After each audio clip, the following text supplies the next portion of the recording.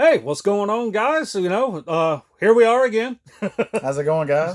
Those podcast guys. I'm Kal, I'm Ian. and today we're here. Take a guess what we're talking about. We're talking about the Fantastic Four. I'd actually this episode's going to be late coming out and everything. So if you were looking for it, I'm sorry, but we had another episode planned. But then, very last minute, we decided, because at the time of this recording, the trailer for Fantastic Four released like 3 or 4 days ago. Yep. Or something. And so I was like, you know what? I think we need to. I think we gotta jump on Fantastic Four. Let's talk about it and all of that. Yeah. And so I'm gonna be brutally honest here. I can't remember if I've kind of talked about it, like, because you have a volume here that you talked about in a previous episode. Like, I think it was the continuity episode. Yes. And I'm not the biggest Fantastic Four fan. Just not. You guys know, I've mentioned it before, I'm not the biggest fan of Marvel, really. And so, yeah, just never really jumped on board with Fantastic Four. I know of them. I respect the house that they've built. The Marvel Universe that we know today would not exist without the Fantastic Four. Like, I'm aware of all of that. There's just never really been anything super compelling about them that's caused me to just fully jump on board with the Fantastic Four. So, other than talking about the trailer like we're fixing to do now, you're gonna helm most of this episode. Like, that's just all it is to it, because you're the bigger fan. Like, you know more about them. You have way more. I mean, and this is just stuff that you decided to bring for props. Yeah. And so I have nothing. Really, I have one trade and a single issue. And the trade I gave and you. And the trade you gave me. So if it wasn't for that, I would have this. And I just picked this up yesterday at the time of this recording. So yeah, that's just how it's gonna go. But before we jump into talking about the trailer and talking about all of that kind of stuff, let's kind of talk about how we became Fantastic Four. Like, not really how you became a fan, our introductions to it, and all of that kind of stuff. Then we're going to talk about the trailer, and then we're going to jump into, let's just say, a very roller coaster of a franchise. Oh, yeah. Other than comics, because comics have been pretty steady for them. Yeah, for the most part. For the most part. But as far as like other ventures, the Fantastic Four has not been so fantastic. This is very true. So take it away. Let's hear about your introduction to the FF. Marvel's first family. All right. Comics' first family, really. All right. So actually, before I get into that, Marvel did announce, commemorating the release of the trailer, they are re-releasing Fantastic Four Grand Design by Tom Scioli. This basically covers 20 years or more of continuity. We talked about this in the continuity episode. If you have not checked that out yet, shame on you. Go watch it. But yeah, it's awesome. Also, there's in this Treasury edition, but not in the single issues, there is a oversized reprint of Fantastic Four number 51, This Man, This Monster, widely regarded as the single greatest issue that Stan and Jack ever did together. And it also collects variant covers and stuff like that. A little bit of a Frank Miller DK homage there. But yeah, this is being re-released this weekend. This is February 9th or 8th, and pick it up. I plan to.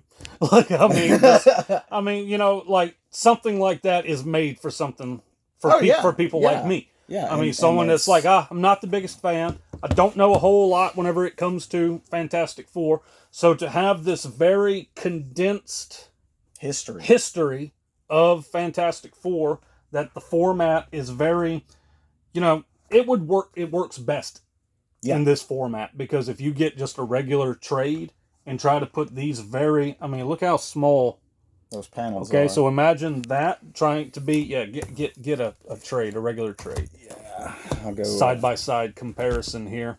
Yeah, we'll go with the John Byrne era. I mean, yeah.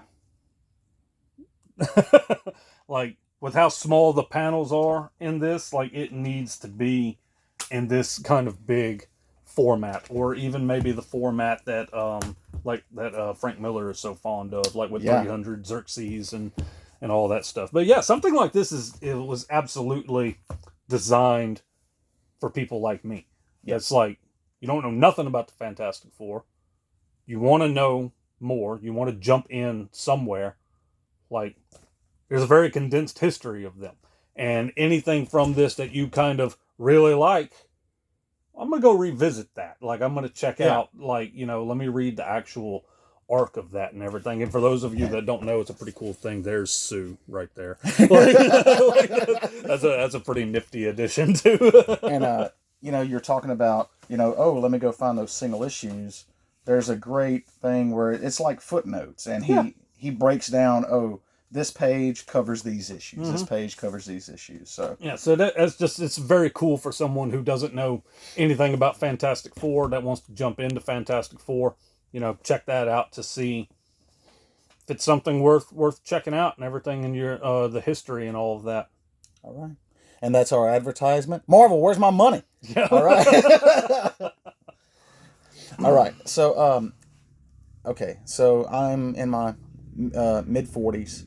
I've been collecting comics since I was 5 years old, and I actually kind of had a low opinion of the Fantastic Four for several years, for most of that time.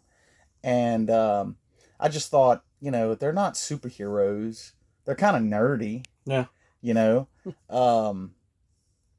I mean, there's not a lot of flash and bang to them, kind of like that would really draw in a little kid.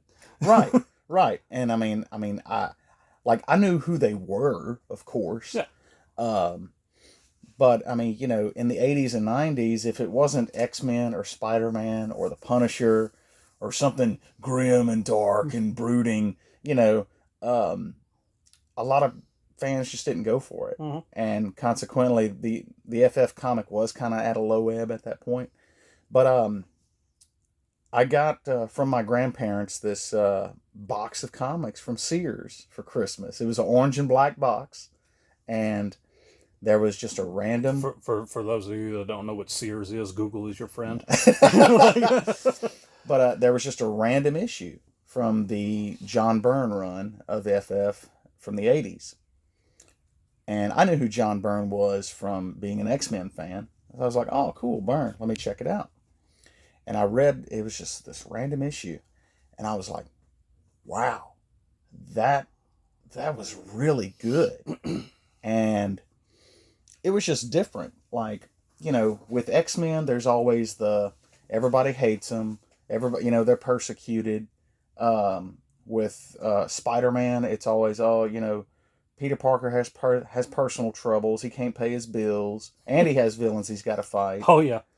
And to me, the hook of the FF is they're not superheroes. They are adventurers and explorers.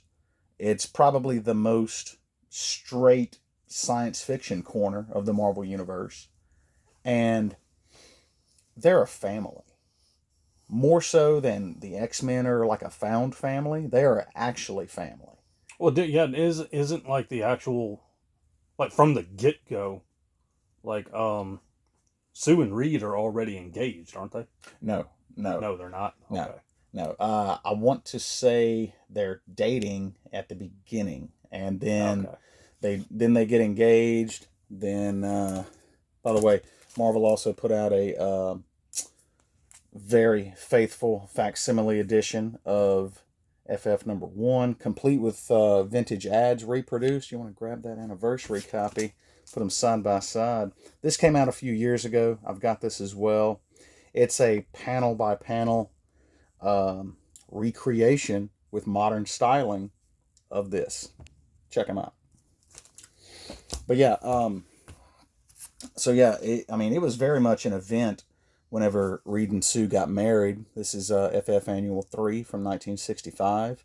And as you can see from the cover, might have to squeeze your screen and zoom in, like the entire Marvel Universe guest stars in this, including Stan and Jack. It was a big deal. Yeah. it was a big deal for that to happen. But yeah, part of what hooked me immediately after reading that Byrne issue is, like I said, they're not superheroes, they're not crime fighters, they're family. They squabble like family. Oh yeah, and especially Johnny and Ben. Yeah, and that was actually very new to readers in the '60s, because I'll go into history a little bit. The way the FF came about, Martin Goodman, the publisher of Marvel at the time, who was Stan Lee's uncle, was playing golf with the publisher of DC. I don't remember if it was Jules Pfeiffer or Carmine Infantino or whoever. But, this DC guy, he's teeing off and he's puffing on his pipe and he's like, oh yeah, we're having big success these days with Justice League of America, all of our biggest heroes put together. And so... right. Oh, look at that, a birdie. So Martin Goodman kind of files this away and he goes back to the office and tells Stan, he's like, Stan, we need a team book, a superhero book. He's like, superheroes are kind of coming back in vogue. They had very much gone out of vogue in the 50s. This is 1961. And so Stan, who had worked for Marvel for years, and they actually weren't Marvel at this time. They were Timely, I think, or Atlas. Either Timely or Atlas, one of them. And but they were mainly a publisher of kind of like one-off, like Twilight Zone-esque comics and monster comics. And yeah, at that time, like horror and westerns had become like super popular. Oh yeah, and so that's why the decline of superheroes was happening at that point in time. Right. So Stan goes home and he actually tells his wife he's thinking of quitting comics. Like, he wants to be a real writer. Mm-hmm. And his wife tells him, she's like, look, Martin wants you to do this book. Why don't you do it your way? And if it's good, good. And if he doesn't like it, who cares? Because you're going to leave anyway. Yeah. So, well, Stan's going through a rough time right now. Like, he had been, this is the industry that he's been working in for 20 years. Yes. And he's essentially seeing it go away. Yeah. I know so many people like to, just kind of brush off comics like, oh, that's just, whatever, it's just comic books or whatever. But think of any industry that someone's dedicated 20 years of their life to, and then all of a sudden it's like, this is becoming irrelevant. Right. And everything. And then all of a sudden it's just like, what am I going to do with my life? Right. Like this is of 20 years. That's a career. Yeah. He's been doing this. And then all of a sudden it's like, virtually everything for Stan Lee's career, quite frankly, Marvel. Oh yeah. And is hinging on what's about to happen. Oh yeah. And Jack told the story, Jack Kirby told the story. The king. The absolute king. He told the story a few times that whenever he walked in around that time, that people were hauling out the furniture and people were crying. Well, he said he walked in on Stan crying one time. Yeah. And I love Jack, but let's just say him and Lee might have both had creative memories at times. So selective creative memories. Yeah. So anyway, they brainstorm the Fantastic Four. It comes out, and for that time is like pretty gangbusters. And from there we get the cornerstone of what becomes the Marvel Universe. So, Yeah. and Stan and Jack actually did 102 issues together. And if you want, I can kind of go through this a little bit. So during those 102 issues, it wasn't just the adventures of the FF. I mean, you had Namor the Submariner reintroduced in the Silver Age. Pause. Okay, so just jump back into that. Yeah. So, Stan and Jack did 102 issues together, which was a run that went unequaled for decades, I want to say. And during that run, it wasn't just the adventures of the FF. They're called the Cornerstone for a reason, and that's because this is volume 1 of the Marvel's Epic Collection series. The Stan and Jack's run is about 6 volumes. I've got them all. This is volume 1. I mean, so, we're going to show you a decent amount of reading material today. Yeah. So you have during Stan and Jack's run the creation of the Skrulls, mm-hmm. the Inhumans, the reintroduction of Namor the Submariner into the Silver Age, the creation of the Black Panther, the probably zenith of their run would be Galactus and the Silver Surfer. Mm-hmm. And, Agatha Harkness. And, if any of these names sound familiar, as I'm sure they do, to MCU fans out there, Stan and Jack. And, so this was a neat little collection here. This was done by modern writers, including like Bruce Timm and Eric Larson. And this actually takes place, I want to say, between issues 100 and 101. So right at the very tail end of Stan and Jack's run. This is called Fantastic Four, World's Greatest Comic Magazine, 12-issue collection. And we see, like, the FF go to Asgard. They just run them through the gamut. It's nothing but fun. It's... Now, you might have to get used to... I think it's written in kind of a classic style. If you're not used to reading Silver Age comics, it can be a bit of an adjustment. So, to say the least. So, after Jack left at issue 102, they had some ups and downs. Also, Franklin was born during their run. So they had some ups and downs. I want to say Roy Thomas had a stint with George Perez on art. It was either Roy Thomas or Steve Englehart.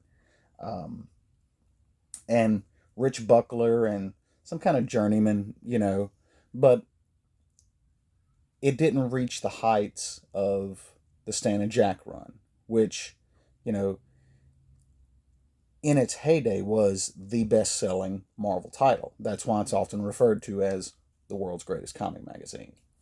Until the early 80s, you had John Byrne, who had severed his partnership with Chris Claremont on the Uncanny X-Men, and he's decided, I want to write and draw the Fantastic Four. And this is volume 1 of his run. I want to say in the Marvel Vision, the Fantastic Four Visionaries collection, it's volumes 0 through 8, and I've got all those. This is volume 1. And this is like a return to form.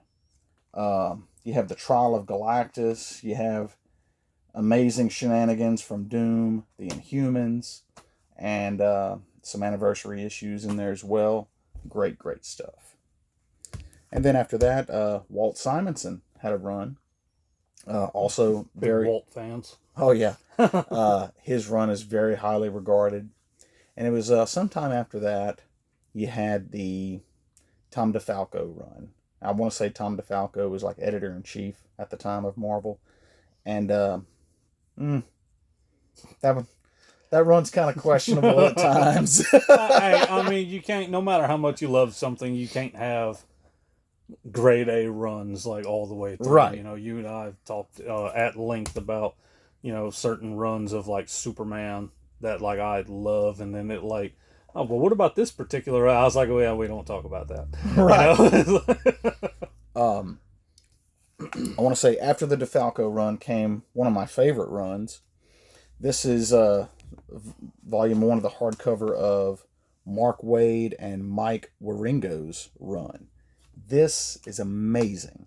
Have an amazing shot of Doom on the back there. His armor's covered in human skin. Spoilers, it's in like the first couple issues. He sacrifices the one woman he ever loved to take her skin and cover his armor with it, with like magical sigils drawn in the skin. As only Doom would do. Yeah, because I mean, it's all towards the will of Doom. Yeah. So, but yeah, this is an amazing run. It's kind of a back to basics, fully captures the family dynamic, the fun. This is just pure fun from beginning to end.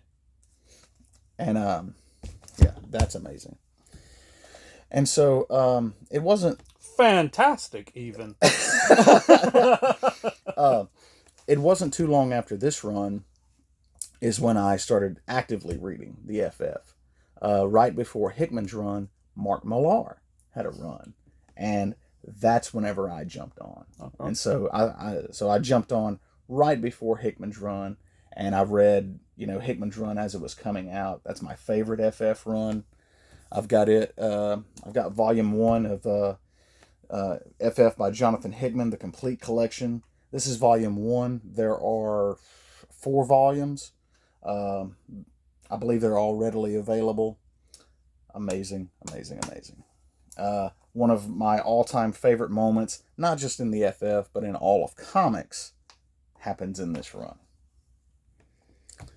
And then, so after that, we had the Hickman's 2015 Secret Wars, which was essentially a love letter and temporary farewell to the FF because of squabbles between Fox and Marvel over film rights and all that. I don't think it's a secret at this point that right. even the most basic of Marvel / MCU fans know that not the entirety of Marvel was under the umbrella of the mouse at the time, and that Fox had Fantastic Four, Sony has Spider-Man, Fox also had like the X-Men and all of that. So was it Fox that also had Blade? I know they had Daredevil as well. That might have been New Line. But yeah, so slowly, like it all started falling back under the umbrella of the mouse, and pretty much one of the last holdouts was X-Men and F4. Mm-hmm. And so yeah, it had gotten to a point like I was aware of this to whenever Marvel was like, we're ending Fantastic Four, and everyone was like, what the heck, why? And they were not shy about hiding it. They were like, we're not gonna give Fox anything more to work with. Yep. We're not going to give them any type of anything. Like, it's going to be fully on them. And it's like, if y'all want Fantastic Four back, you better start screaming that we get the film rights back. And as it just so happened, a film was coming out at that point around that area, we're gonna get into that, because I obviously have more to say whenever it comes to like the movies and stuff, because I have seen those and I have my opinions about a number of them, and all of that. But the comic world, I've really stayed out of with the Fantastic Four, and so even I that didn't mess with the Fantastic Four whenever Marvel was like, hey, we're ending the F4. Like, it sent shockwaves through the comic world, not just in Marvel. It's like, wait, they're ending what? And I mean, this wasn't like a Death of Superman thing where like he's dead and then he comes back like a year later. Like, there was no Fantastic Four title for like a few years. Yeah, all they did, I mean, they messed with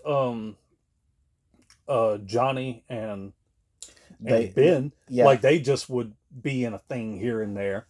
Right. And then Chip Zdarsky did a Marvel 2-in-1 miniseries that led directly into Dan Slott bringing back the I mean, FF. because pretty much at that point we knew that, I think Fox had been acquired Mm-hmm. by Disney, and so everyone was kind of very much like, okay, it's not going to be much longer. Like F4 Right. is going to return, and then whenever they did the whole thing with the miniseries of the whole point and purpose of it was Ben and Johnny are teaming up.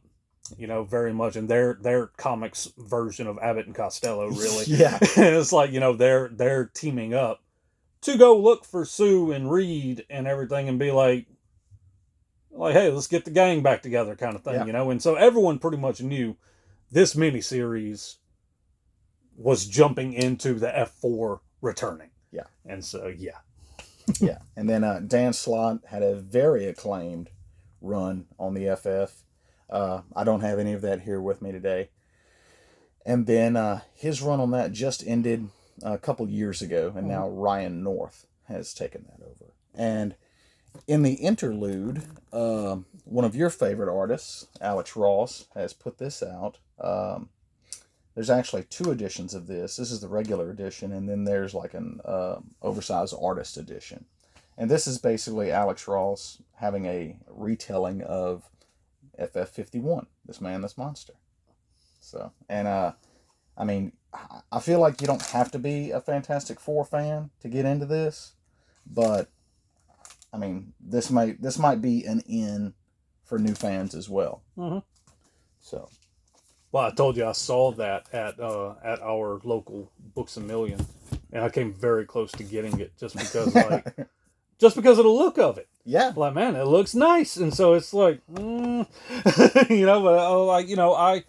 you guys know from my episodes, I've mentioned it in one of these episodes of those podcast guys, as well as I do the bi-weekly collectibles haul episodes that I do now, and it's really becoming my catchphrase at this point that I'm a grown man with grown man money, and I make very poor financial decisions. Hey. And so, even just as much as me not being a big fan of the Fantastic Four as I am, I remember I was in my daughter's room playing with her whenever you had called, and you were kind of like, hey, what are we going to talk about and everything. And so we were like, maybe this or maybe that.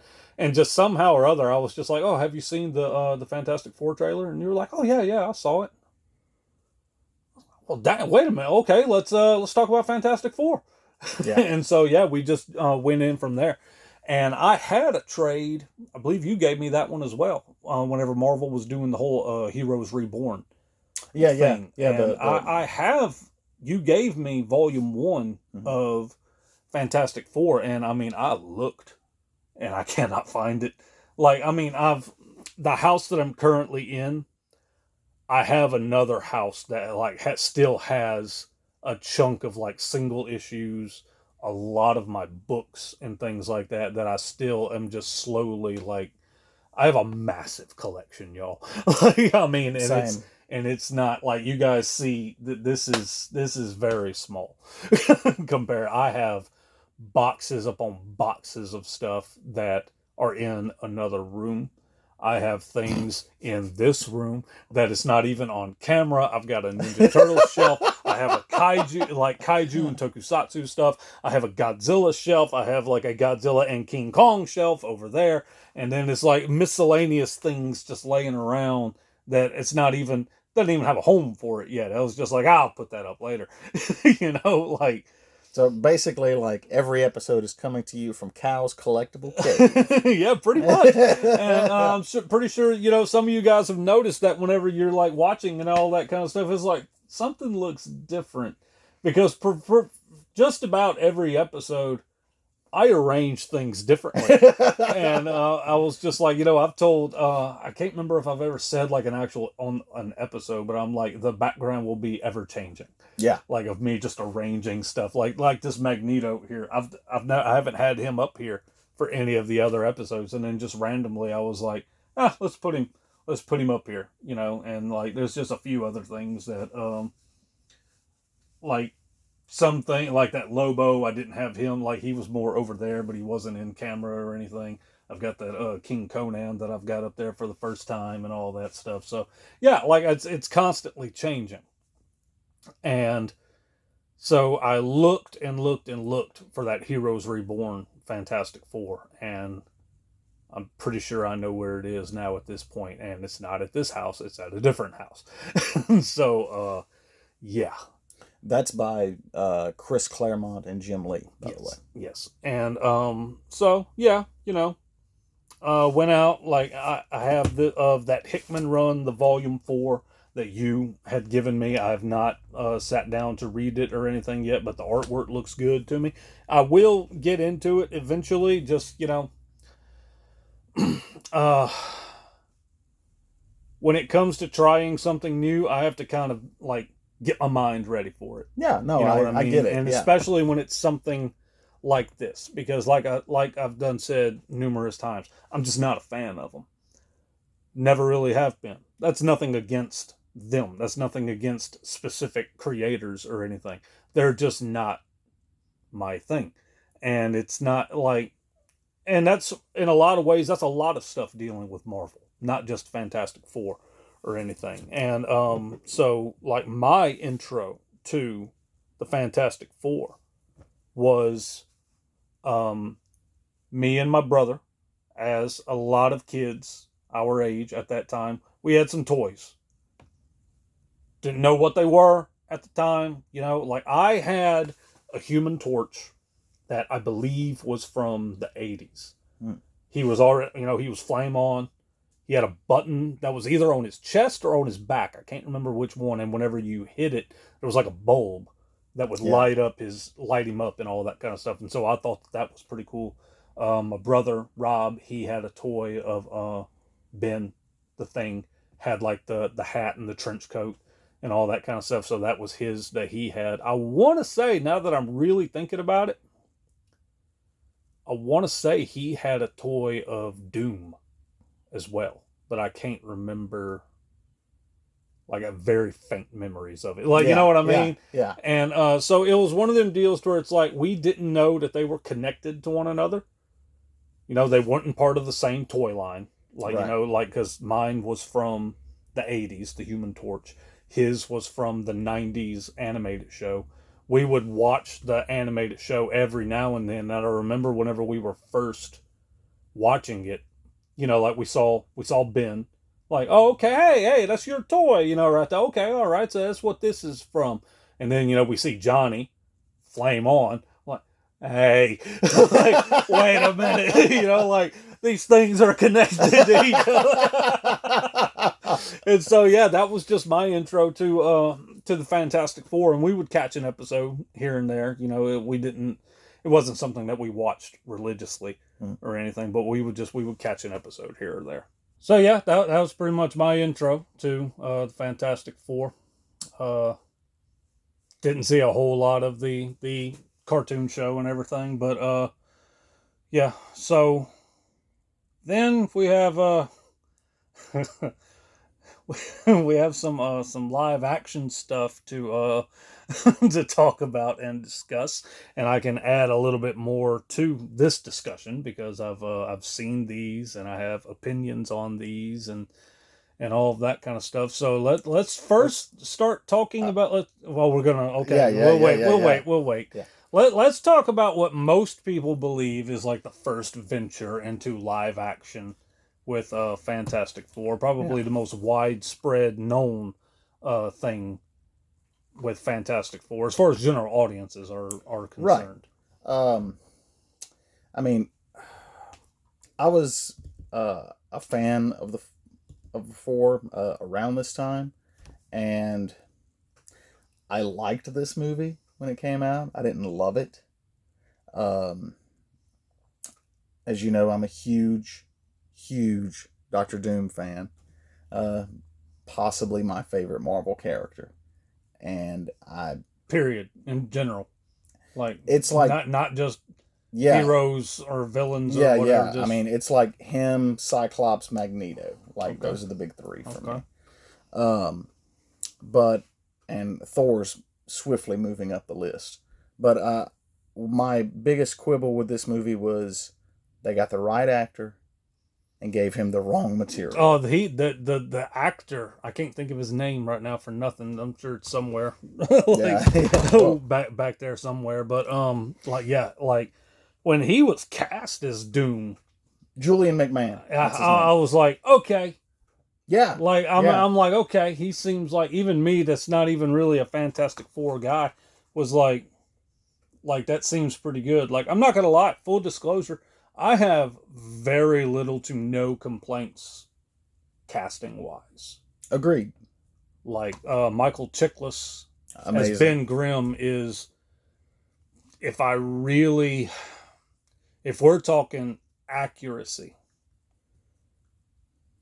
he's arguably the most accurate. Like this is like arguably the most accurate comic Yeah. For the like thing. Yeah. adaptation. Like I mean, like I remember back whenever Stan was living, and they had asked him what he thought about this movie, and he like very high praise. Yeah. Straight up said Michael Chiklis as Ben Grimm was his favorite casting of comics.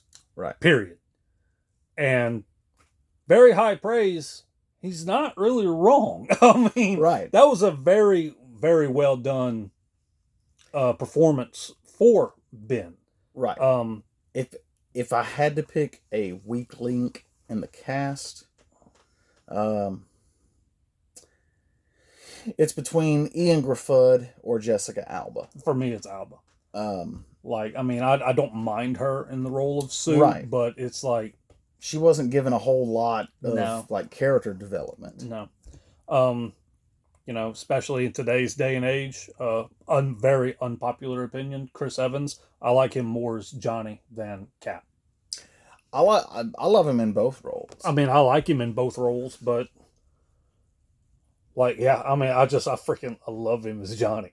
No, he was fantastic. No pun intended. Yeah, no He was fantastic as Johnny. And again, I really like the casting for Ian Graffudd, but again, I felt like they just concentrated on the like silly, nerdy aspects and the family banter back and forth, but still kind of missed some of the essence of the four. Yeah, I mean, you know, I just went at length, pretty much saying that I'm not a fan of Fantastic Four. So naturally, whenever I go into this movie, it's just very much a okay. Let's see how this is kind of thing. I don't have anything really to compare it to. Like I know who they are, know what they are. Like I know enough about the characters to be like, okay, I like these actors playing, you know, certain roles and all that. And yeah, whenever I remember watching it, not gonna lie, enjoying it for the most part Same. up until the ending. Yeah. With the whole thing with Doom and just how they really missed the mark with his portrayal and all that kind of stuff. I like the way that you put it, got the right actor given the wrong material. Yeah. And I think that was a very good way of putting it. And like I went to theaters and watched this one, and again, like walked out. That wasn't bad. Yeah. Wasn't terrible. It wasn't. I never really viewed it as good enough for me to own it. Like, and not gonna lie, I don't think I've seen it since. Like, like you know, I mean, to me, like, there's just not a whole lot of movies that I just openly like to rewatch. You know what I mean? Like, it has to be something that really means a lot to me for me to want to rewatch it. Now, the films I do rewatch, oh, well, like, I can't give you a number how many times I've seen them, you know? But this one, I was just like, okay, seeing it. Like, not gonna lie, like, just getting amped for this episode and all of that kind of stuff, it has made me kind of, maybe I'll revisit them one day just to have a comparison thing to talk about or whatever. But yeah, overall, other than Doom, really, enjoyed it for the most part. Yeah. And Stan Lee's cameo as Willie Lumpkin, the mailman, like he's in the comics, you know, and he's like this beloved character. And casting Stan in that role was just beautiful.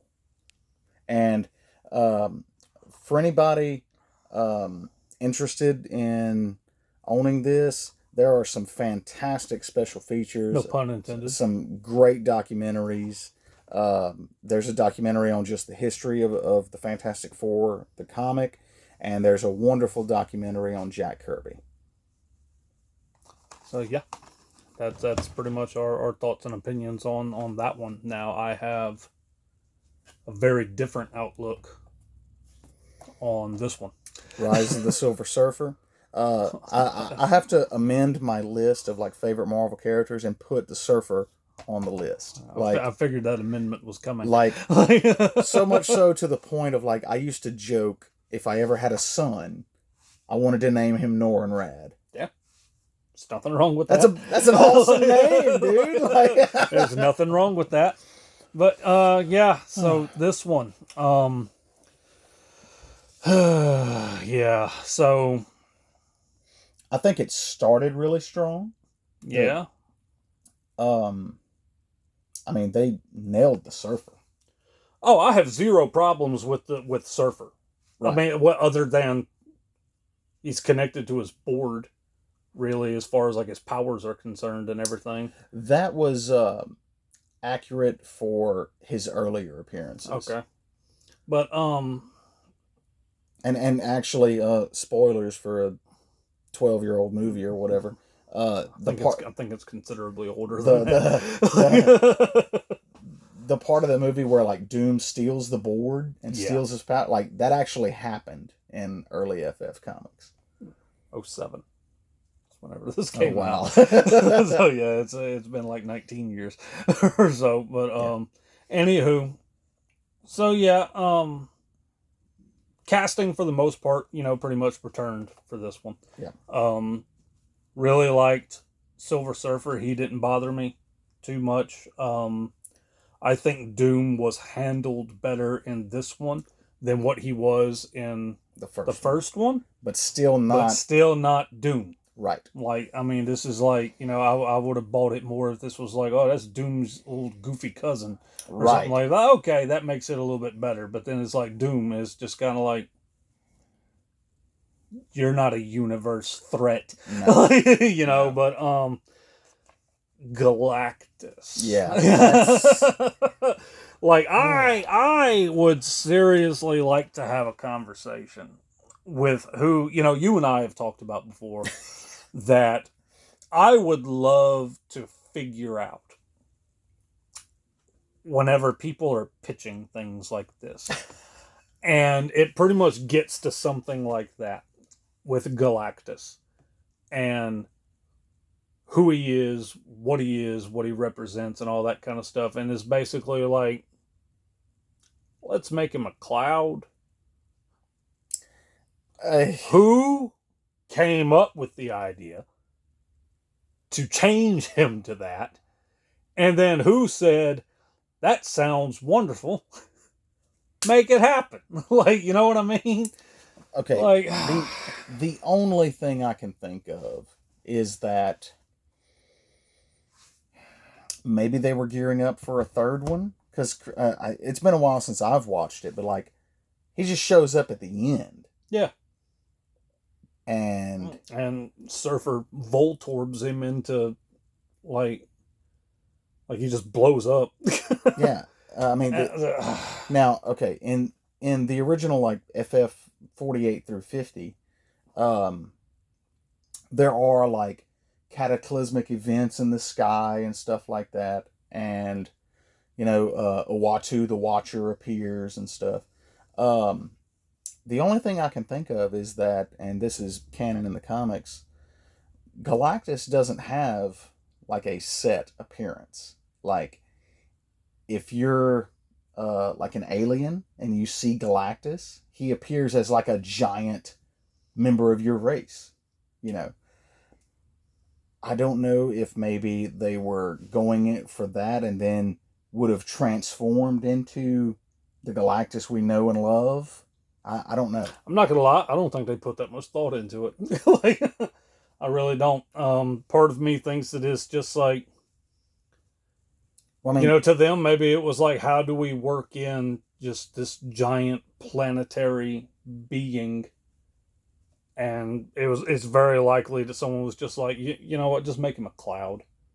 Like Now, it'll be easier VFX wise, like CGI wise, like now that what just do it like that. I could see that happening.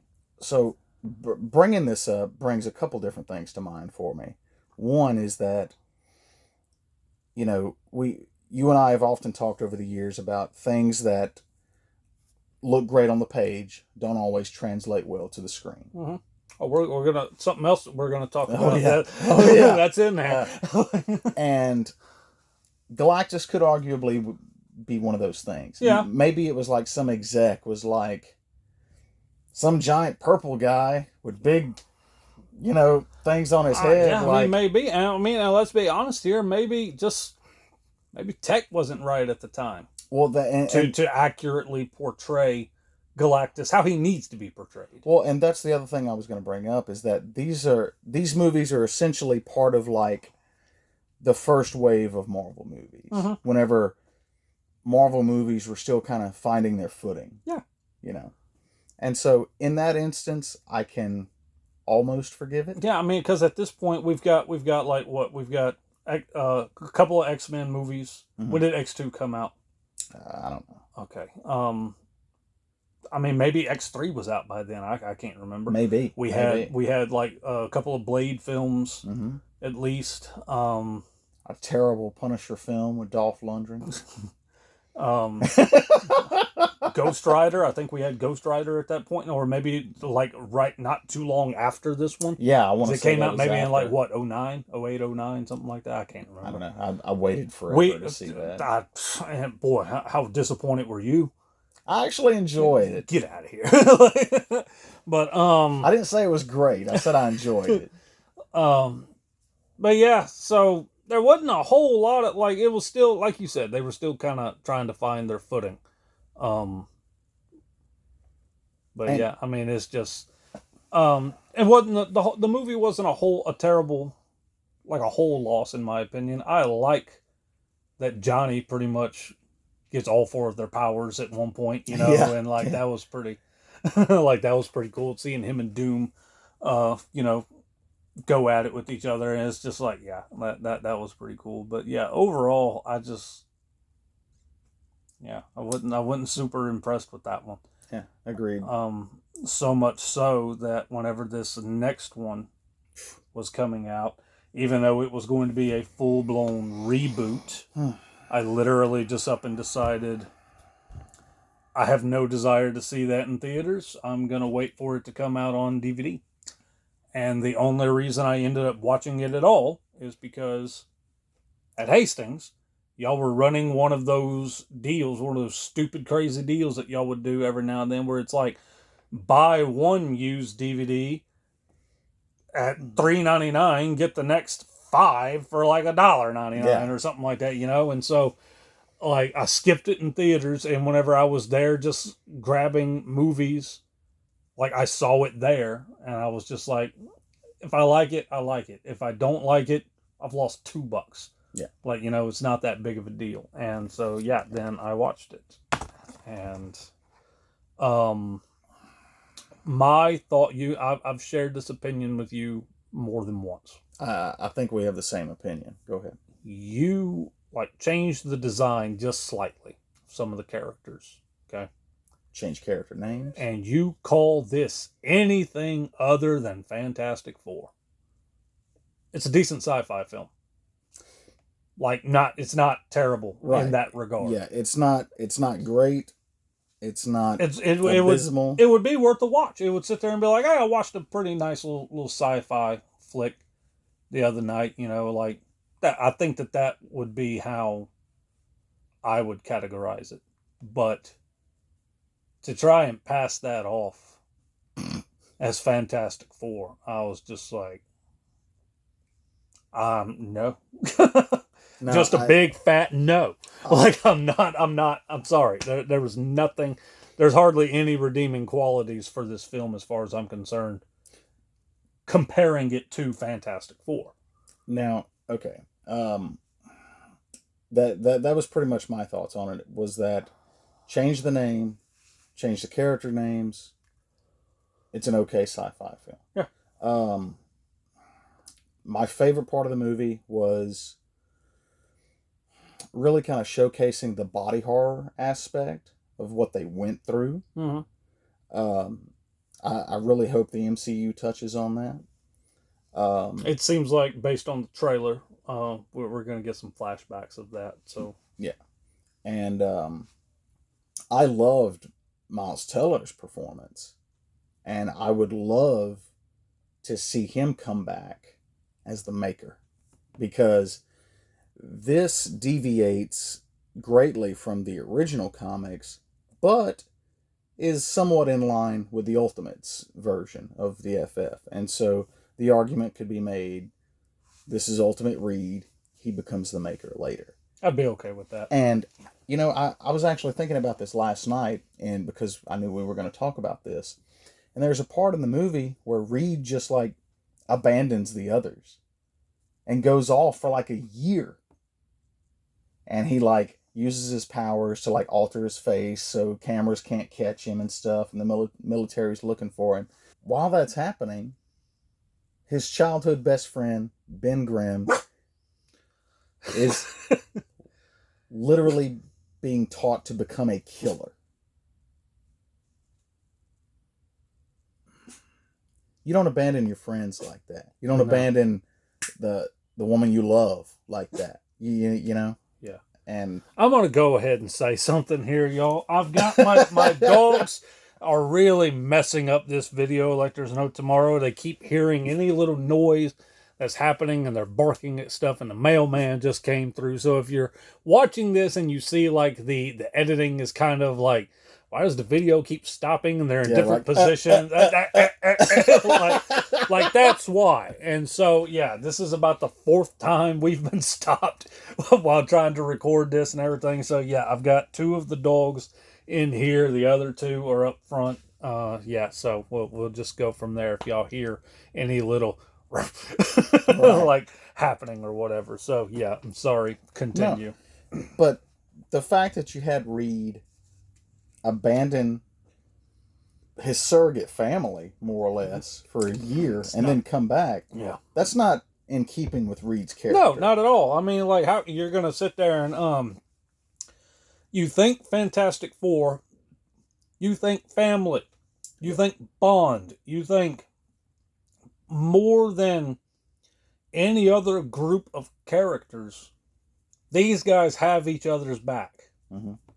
And then very, very quickly, Reed's just like, peace out, I'm gone.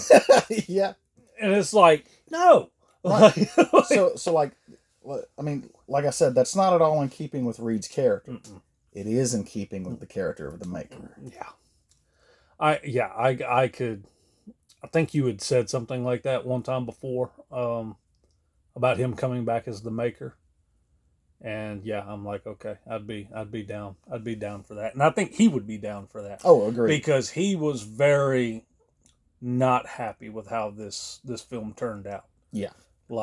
And that's a whole saga in and of itself. That's a whole episode just talking about this film. Oh yeah. And so you know who directed it, right? Oh yeah. Josh Trank. He did Chronicle. And for anybody interested, there's a fantastic there's a great series. Don't judge us, okay? There's a great series of it's like a docu-series on YouTube called Trank Gate about the making of this film. And I have looked and looked to try to find Trank's original script, because supposedly his original script had Mole Man, A More Faithful Doom, Galactus, and all that kind of stuff. Well, there's a lot. I mean, this film was very much a missed opportunity. Like, they wanted to do way more with it. Or the director did, cast did, like, you know, and then it ended up just what it is. Well, that, and it also didn't help that, I want to say, the day before this film was released, Trank put something out on social media saying, you know, a year ago we had a wonderful script, wonderful cast and crew, and we were going to make an amazing film. Instead, we got this. And he straight up disowned it. Yes. Like he's like that's not my movie. I was forced to do a lot of what ended up happening in it, and like basically was like, that's not my film. Don't attach me to that. But on the other side of that, I've also heard a lot of accusations of unprofessional behavior. Yeah. And so it's kind of like a, I don't know. It was like a perfect storm, and this piece of crap is what we got. Oh yeah. And unfortunately, that's just, it's a story that honestly, it's becoming a more common thing. Yeah. Just so much drama surrounding the production of certain films and stuff like that. I mean, one of the most infamous takes on it is like anything dealing with like Snyder and the DCEU. And then you hear, this was a dumpster fire, like behind the scenes. And, yeah, like I said, it's getting to become a very common thing that the studio wants one thing, the director wants something else, the cast was signed on because they wanted it to be this certain thing, but turns out it's not going to be that thing, and and it ends up being no one is satisfied. Well, yeah, nobody is satisfied, and you sit there and it's like, oh well, there were stories of like people being unprofessional and everything. Well, on one hand, it's like if you go in thinking this is what I'm going to create, and then you constantly have people above you saying, no, you're not going to do that. This is what you're going to do. I'm not going to lie. That could affect somebody from being super professional on site and all that kind of stuff. It can really give you an attitude of, why should I care? Whatever I try to do, they're just going to make me change. I mean, I think it actually reached the point with this film particularly that like there were things in the trailer that were never in the movie. Yeah. Like entire sequences and fight scenes got cut. And I want to say the reshoots Trank wasn't even there for. So overall, I said it just a little while ago. I think that's a good way to just describe the whole movie. It was just a dumpster fire, like all the way around. Very big missed opportunity.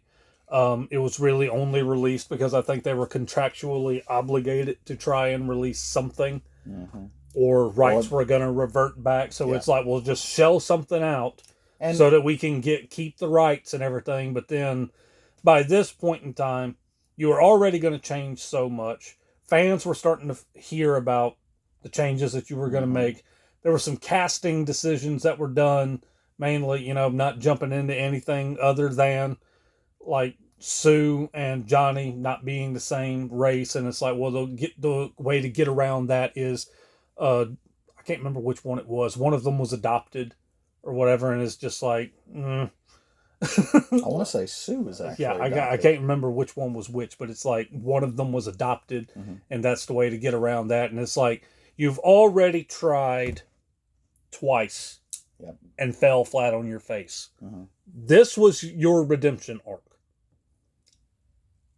And you did worse than these two combined. Yeah, like these were at least base hits. Yeah, like this was a pure strikeout. Yeah, it's just like, like, hey, movie night, what do you want to watch? Fantastic Four and The Rise of Silver Surfer? Or just Fan-4-Stick? I'm picking these two. Yeah. I'll watch them both back to back before I'll watch that trash. Like, I mean, it's just, very, very big missed opportunity. Nothing really against the cast itself. Yeah. I think they did the best with what they were handed.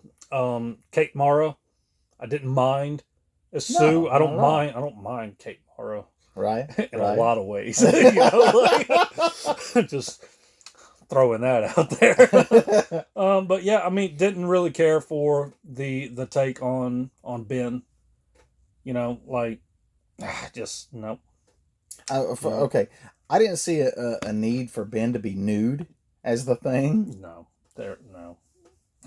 It's just that The movie's full of questionable decisions. It very much is. And so, yeah, and now we're going to jump back very briefly, you know, like earlier before we really got into, before we brought this one up and everything, I had said, let's talk about what many people believe to be the first live action outing of Fantastic Four. This is not the first live action outing of Fantastic Four. There was another. And in the words of Yoda, there's another. And it is something else. Boom. So yeah, what year did this? Was it supposed to come out? I want to say like 92. No, I'm sorry, 94. Yeah. So yeah, there is a story and a history and everything behind this film. And I'm going to go ahead and throw out 2 points about this movie. First point is, I absolutely adore this movie. Same. Second point is, it's not well done. Like, you know, dude, especially like once you watch it, like if we were to sit there and like just full on recommend this film to you, and if you've never heard of this, if you've never seen this, and you're kind of like, I want to check it out, the podcast guys talk pretty highly of it, let's go check it out. You're in store for something. Let me go ahead and say that. But do not watch this without doing either research or watching something else that we're going to get into, like, you know, later on. It's a documentary about the making of this movie. And once you watch this and then watch the documentary, or you go into this already kind of knowing a lot of the BS that surrounded it and everything, it will make you appreciate this film more. Oh yeah. And because I remember like coming to your place and you had asked me, like, had I ever seen or heard of like the 90s Fantastic Four? And I was like, no. And you were like, I own it. And I'm like, say no more. Like, you know what I mean? Yeah. Because it was also just a thing that me and him used to do with a number of other friends, that we would find bad movies and just watch and just roast them. Yeah. And all that. And he wasn't wanting to show me this like oh, let's rip this movie apart. No, not at all. Like, it was literally like one of them deals to where like you and I both relate to each other in this regard, to where it's like, dude, I don't know many other people that's seen this movie. I know, like, he knows I'm the type of person to where like I could watch a movie, like, no joke, that is written, directed, everything by like a 5-year-old kid that I have no idea who they are. And if I watch it, like, I will watch it for what it is. Right. I will sit there and be like, this is done by a 5-year-old. Characters are created by a 5-year-old. Dialogue is written by a 5-year-old. Let's see what it is. And after it's done, I could walk up. Most people would be like, oh, it was too childish, or it was too this, and none of it made sense, and this and that. I would look at it and be like, it's done by a 5-year-old. Like, what are you trying to grade this on, right, like, with the Academy for? Yeah. You know, and so he knew I was going to come into this and be like, let's look at it for what it is. Never really stood a chance.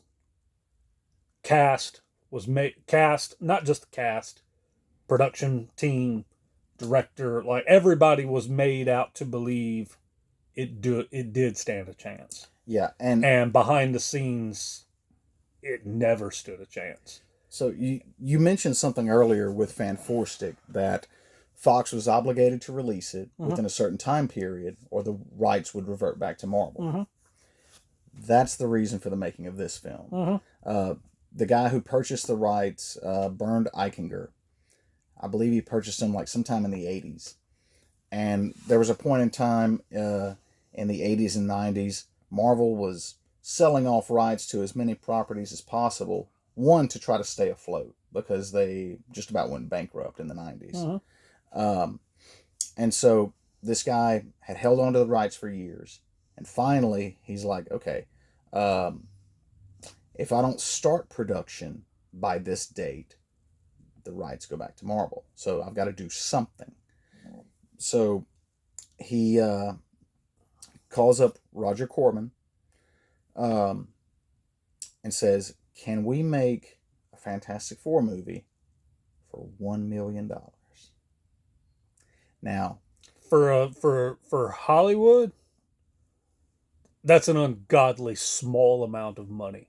yeah, I mean, people to make a full-fledged like feature film, superhero planned film, theatrical release superhero film. right? Because I mean, this is well after Batman 89. Mm-hmm. So like, I mean, that was the new standard. Yeah. And I remember reading in Wizard magazine that this was in production, and they showed some stills, and the costumes, I don't know if you can tell, the costumes are like hand sewn, and the thing actually looks pretty decent. What blew everybody away was Doom. Like the most comic accurate Doctor Doom on screen. Yeah. But he's kind of fabulous. That that goes into what we were talking about earlier, that even just like comic accurate like may not translate well to screen. And like, so that's Doom. And the image looks pretty good. But whenever you actually see it in action, and I like I said just a little while ago, I adore this movie. And I don't want to make it seem as if I'm just bad-mouthing it. But a comic accurate, I mean, that's literally, he climbed off of like a page of like an 80s or 90s comic book. Yeah. It doesn't translate well in this movie. Like, you see Doom, and it's like, you know, he's doing like the cape, like twirls, yeah. And all of that stuff. And like you said, like very, very fabulous and everything. There's one part where yeah.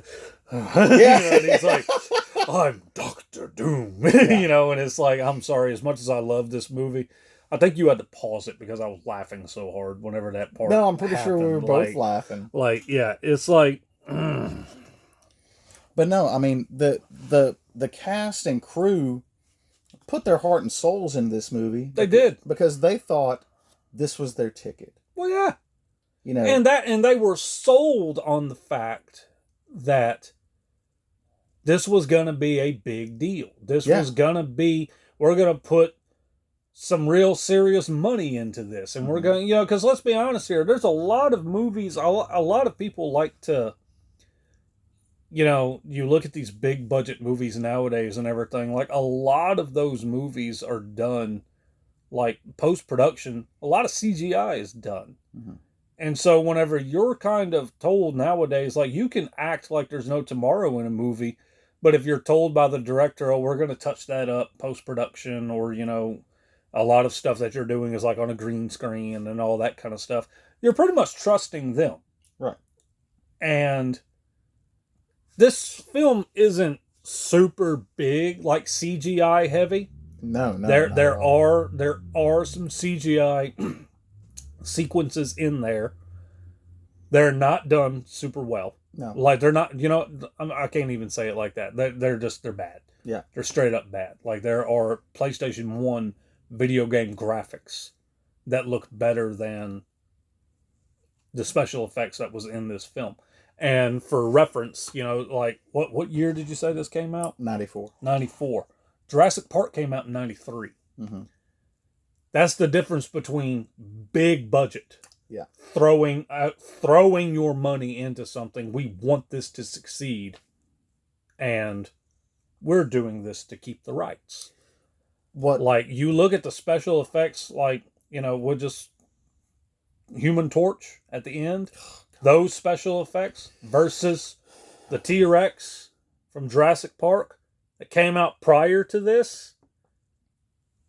But it's night and day comparison. But again, it's like, that movie had major backing. And it's like, we're going to make this work. Whereas with this one, like I said, was just straight up, we're just trying to keep some rights tell them whatever we need to tell them to keep them happy, to make this movie happen. That's my, that really gets me, because like I said, these people are, you know,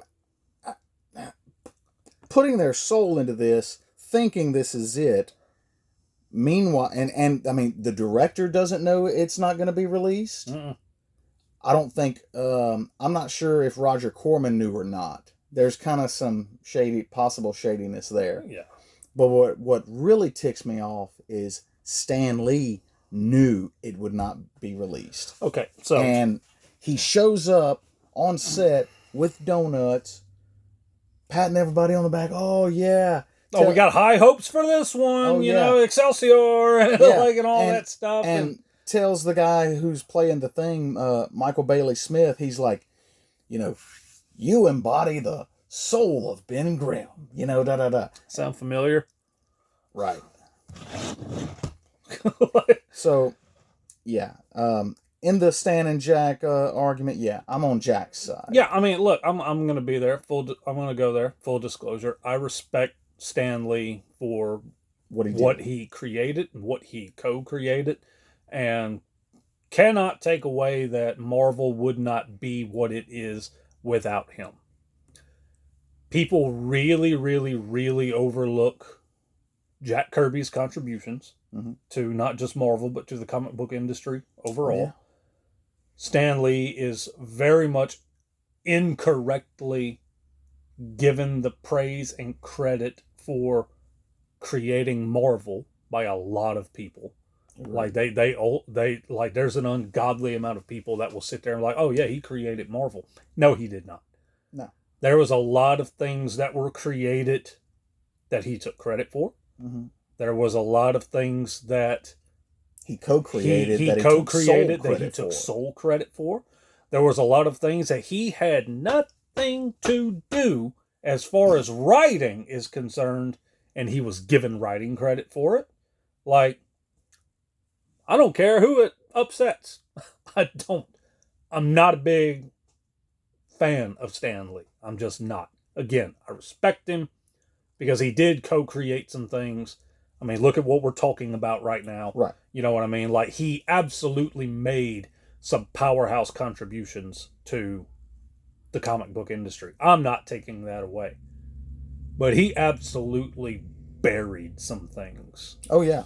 And buried some things that he didn't like, that he had his hands in, that he's like, I don't want nothing to do with that, so I'm going to pretend I had nothing to do with that. Mm-hmm.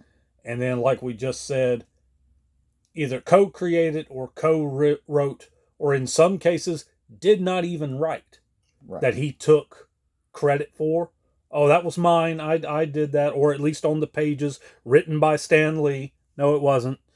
Like, you know, you know what I'm talking about. And like, yeah, like, I already was very on the fence when it came to Stan Lee. Like, you know, like, I'm not super crazy about him, but, you know, all that kind of stuff.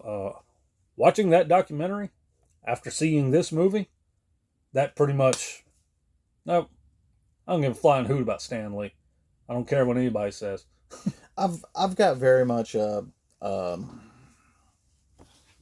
of a tortured relationship with Stan Lee and his work. I mean, I grew up reading like Silver Age comics and stuff. I mean, the man absolutely made some titanic contributions that should not be overlooked. At the same time, let's not overlook his faults either. He was not a saint. You know, in fact, it was John Romita Sr., I think, who once described him as he was a genius and a charlatan. So that's an episode for another time. Yeah.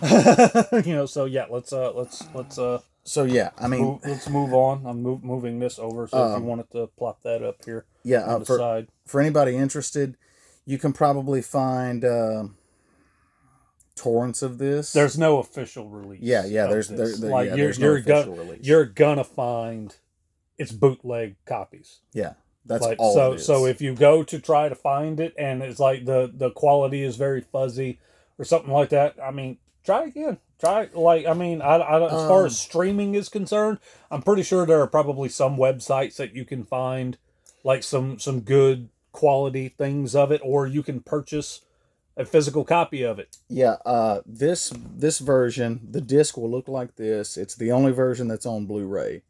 It has even commentary, the original trailer. This is the best transfer. I've owned 3 different copies of this film, and you can find the Blu-ray pretty readily, and it's easily the best version. Give it a chance. Don't walk into this movie thinking like this is going to be one of the best movies you've ever watched, because I'm not going to lie, it's not. The production value was not super great. Like okay, you mentioned Jurassic Park earlier. Yeah. I'm pretty sure the budget just for advertising for Jurassic Park was higher more than the complete budget for that. And that includes salaries, that includes everything concerning this movie. But even as far as like the set goes, like you and I, we he knew I was gonna like it for what it, or at least judge it for what it was, instead of just being like, oh, that movie was trash because the CGI was bad, or whatever. Like, again, I like to think of myself as somebody that I can look at it and be like, what's the budget on this film? Like, well, how much backing, like studio backing, did it have? Like, and I can make a decision on whether or not it was good or bad or whatever.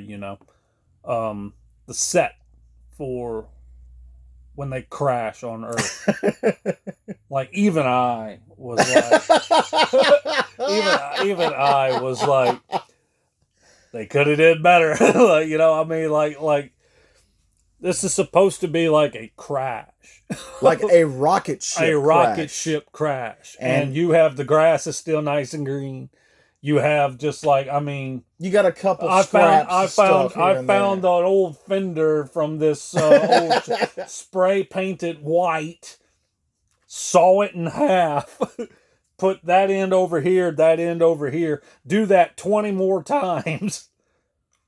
We got our wreckage site. Set a fire or two kind of over here.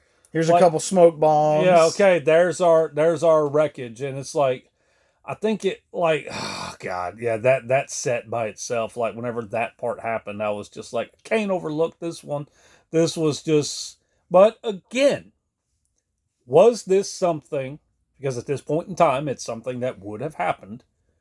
Were they told, we're going to touch that up in post-production? Probably. You know what I mean? Yeah. Like, just throw out a few things. We'll digitally recreate some of the debris, digitally flip it around, put it over here, make it bigger or smaller, add a little bit more smoke, add a little bit more fire. I mean, were they told all of that? We have no idea if they were told all of any of that kind of stuff. It's just, all I know is that this God, that poor, everything involved with that movie just makes me mad. Yeah. Because, now we legit really like this movie. Yeah, I love this movie. Go check it out. Don't judge it. Be open-minded. Understand that they were never really given a chance to succeed.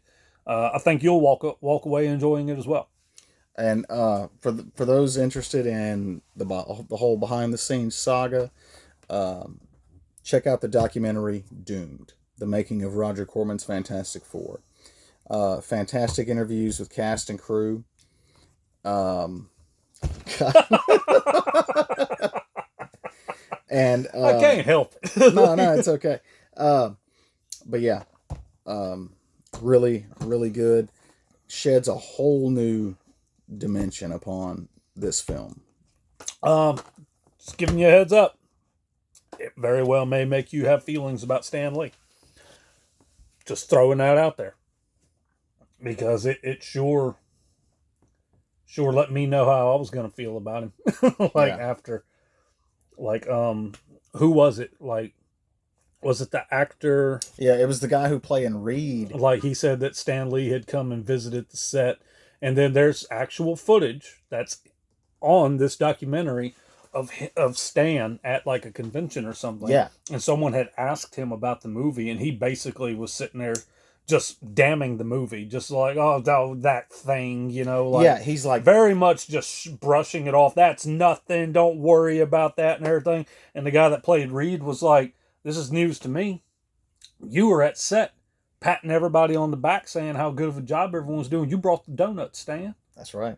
Like, and now you're going to get in front of all of these people and act like you don't want nothing to do with this? Like, I'm saying, we're going to do a whole episode just on, just on this. I'm just throwing that out there, okay? Because, we're very, we love it. We're mad about it. Like, anyone who was attached to this movie that's watching this, we love you. Like, yeah, like we do. Like, I'm actually friends with the guy who played Reed on Facebook. I would love to get in touch with the guy who played Dr. Doom on here. But yeah, in a lot of ways, because this movie never came out, it's kind of taken on a life of its own, probably more than it would have had it been released. It 1000% has a cult following. Yeah. And we're in that cult. Like, yeah. And I mean, in a lot of ways, to me, it's perhaps the most comic accurate Fantastic Four film, with all of its flaws. What could have been, if it had a bigger budget and had some faith behind it, had some backing behind it. Like, it could have been something. Yeah. Because story is not bad. Like, I mean, there's some moments. There is some moments, like I like there's a part, like, okay. There was a time in movies where it's like cringe wasn't a thing yet. No, it wasn't really a thing, and it's like almost as if it had become like a trope of like the 80s and like early to mid 90s or whatever. I would just say even up into the late 90s, where it's like, we're gonna find a way to work the title of this movie into a line of dialogue. Yes. Like, you know what I mean? Oh, yeah. Like, and there are some. I'm not going to give it away. I'm going to let you watch this movie and experience the way they throw the title of this movie into it, and just on your own. I challenge you not to groan. It's probably, as much as I love this movie, I'm very confident in saying it's probably the most cringeworthy thing I've ever seen in a film. Like, I don't know. Like, I can't think of very many movies that after it happened, I very much was like, because you remember, yes. Like, whatever. Yeah. I was like, are you serious? Like, somebody thought that was a good idea. Like, that's a wonderful idea. Cut. That's the final cut for the movie right there. Good job. Here's your donuts. Like. Yeah, so imagine if Stan was on set for that, and he's like, "That's the one, Excelsior," Okay, so yeah, we're again, I'm not going to give it away. We're eventually, we'll do like, we'll delve more into that movie and all that kind of stuff. I would love to, as small of a show as this is and everything, I would like to possibly even interview somebody that was attached to the movie or something like that. Would be amazing. And nowadays it's so freaking easy to do that. Just like, like, hey, log on to this app. Yeah. Like, what I mean? And and I'll record everything and all that kind of stuff. So yeah, we're going to delve more into that one day in the future. But yeah, very much a missed opportunity. And so after all of this, I like the way we have this laid out here. Yeah. It's pretty nice. It's almost like we planned it. Fantastic Four. And so, yeah, with all of that said, we have you, and then you. Dumpster fire after dumpster fire, pretty much. And now we have something new. There's hope on the horizon. It's on the horizon.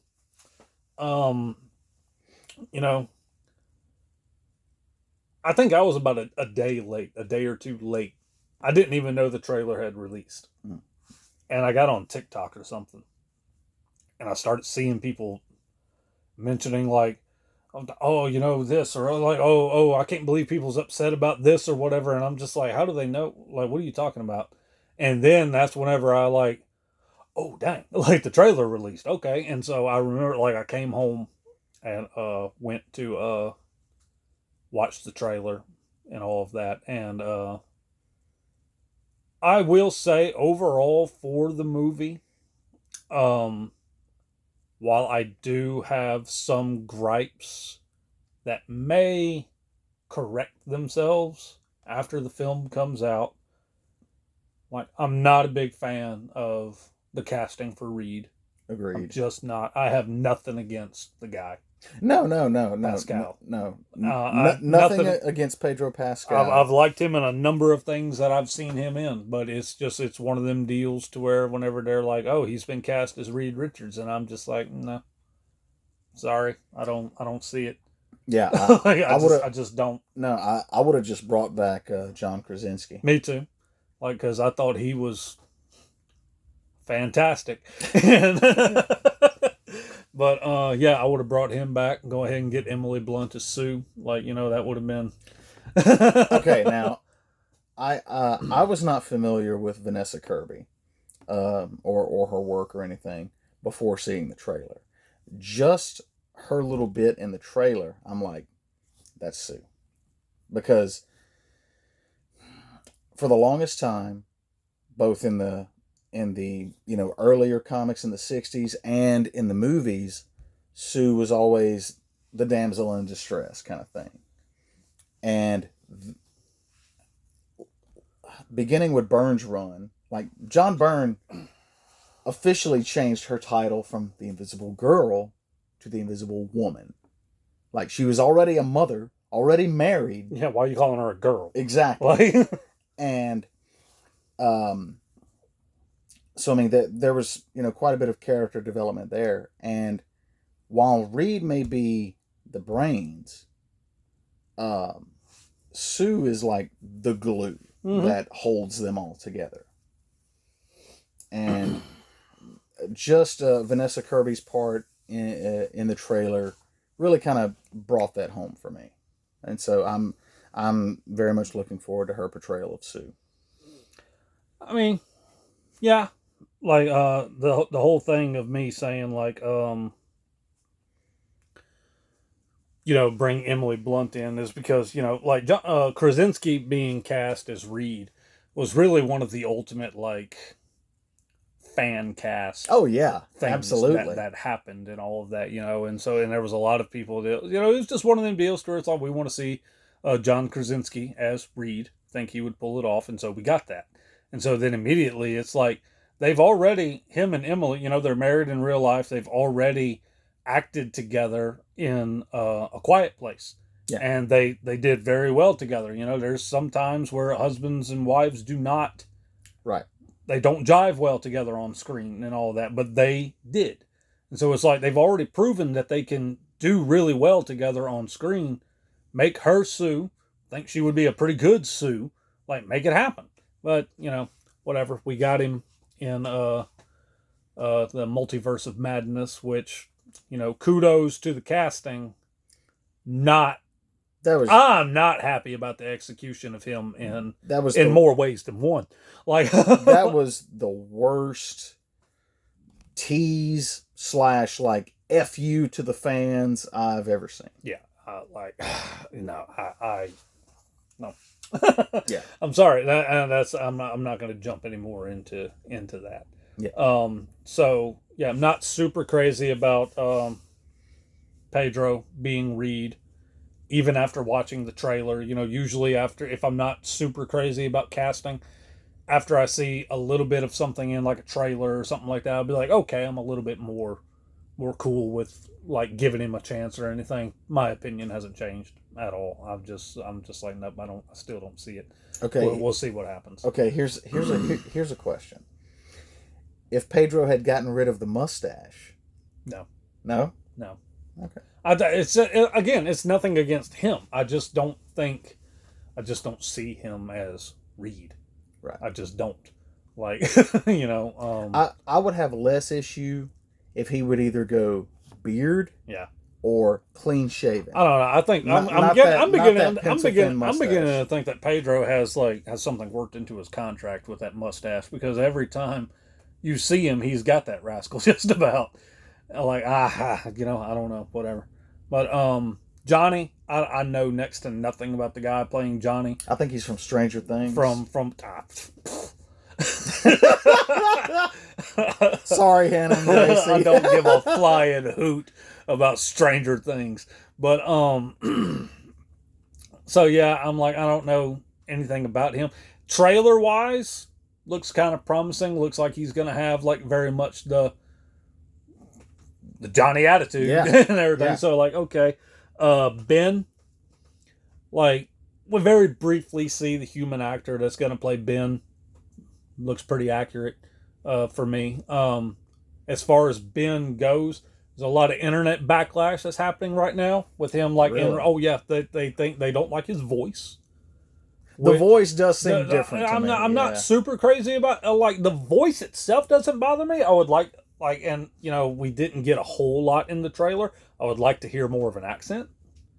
Well, not just that, but like, he sounds a little bit too normal to be made out of a rock. Yes. For me, that's just that. But that's not something that's going to make or break the movie for me. That a lot of people are acting like on social media. No, but okay. Ever since I was, since the first time I saw the thing, well before I read a Fantastic Four comic, I'm like, in my head, that guy sounds like this. We all have that voice that what a character sounds like. Michael Chiklis was that voice. Yeah.